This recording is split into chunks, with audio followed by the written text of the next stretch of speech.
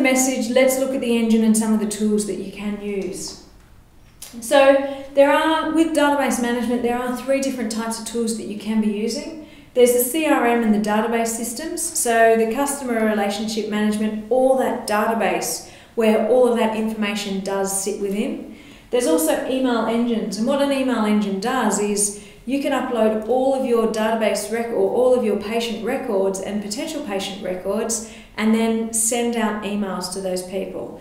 You're all obviously using an email client such as Outlook or Lotus or even Google, but what this allows you to do is customize and personalize these templates and these messages that you are sending out to the clients.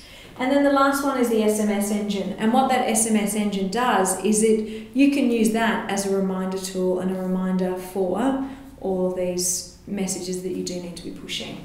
It's very difficult to run a database marketing program and also continue to improve and constantly enhance the experiences that your patients are receiving.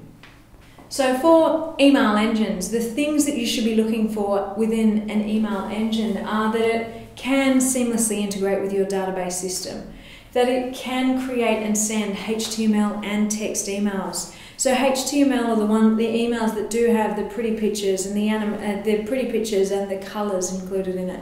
The text-based emails are the specific text emails that are great for reminders for an appointment.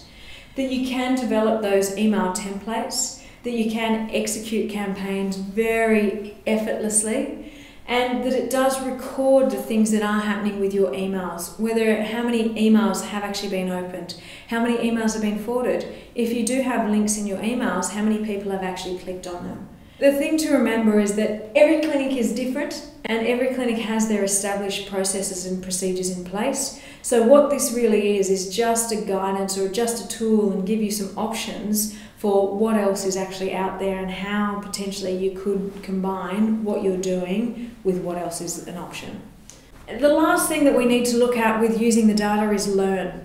And this, I think, is the most interesting and the most fun step for all of it. The way that you can actually learn from communications is 3 areas. You can learn from the data, you can learn from the message and communications that you are sending out, and you can also learn from the audience.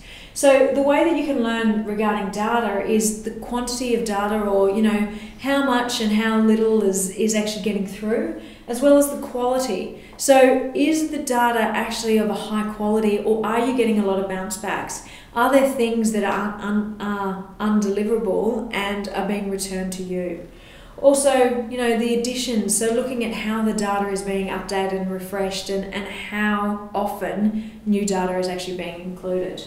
In regards to the message, so the message you can look at, the email results, what emails and messages are people opening and they're responding to. Same with the SMS messages. Are they responding to the appointment messages, or is it that at 3 o'clock every day they're getting a health tip? So don't reach for the chocolate, reach for the carrot. You can also look at the copy and also the creative that's being sent out.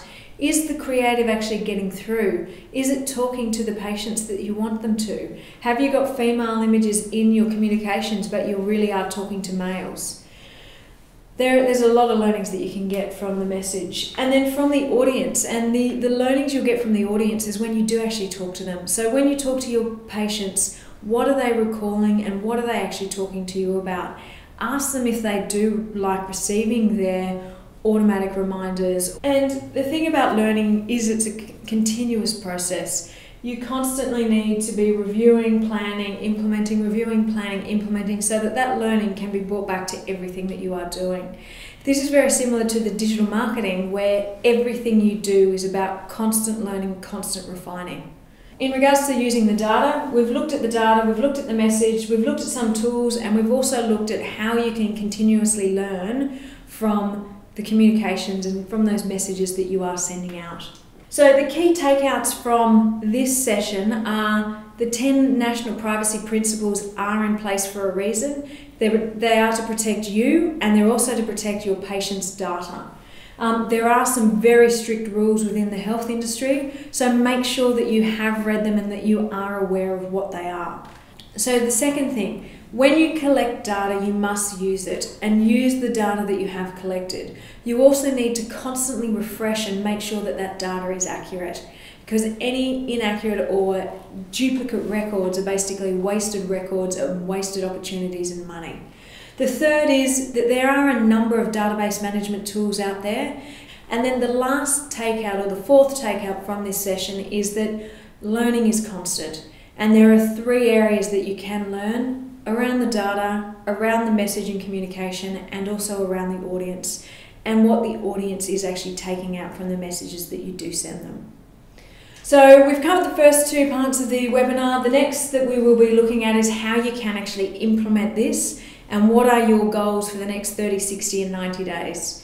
So if you do have any questions, please make sure that you do contact your Elegant technical consultant. They will be able to help you with this.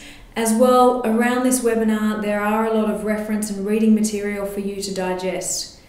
Thanks very much.